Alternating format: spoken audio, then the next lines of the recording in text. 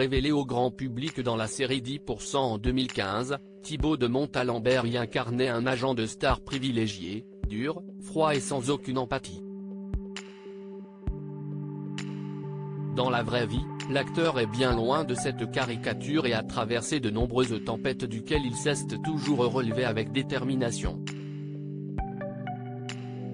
Récemment interviewé par Gala, le mari d'Hélène Babou a évoqué l'accident terrible de son frère, de 20 ans son aîné, qui a perdu la vue à la suite d'une agression à l'acide en 1978. N'ayant jamais véritablement noué de lien avec ce frère souvent parti aux quatre coins du monde en voyage, Thibaut se met à lire des bouquins à voix haute pour lui, prémisse du métier d'acteur.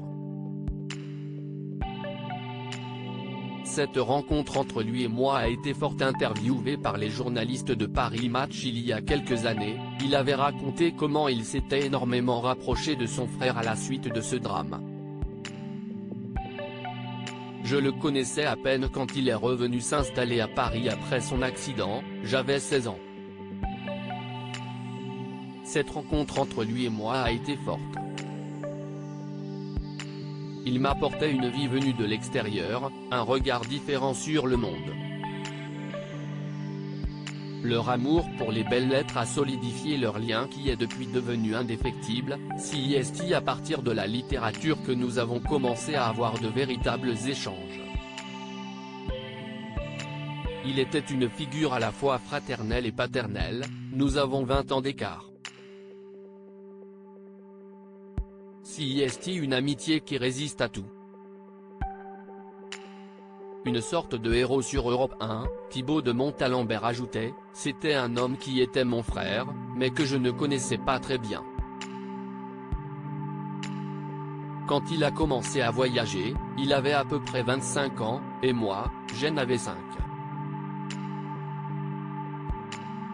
Je le voyais revenir une fois tous les 3/4 d'an. Il y avait donc cette espèce de personnage un peu mythique qui envoyait des lettres où il racontait ses histoires, une sorte de héros que je ne connaissais pas vraiment.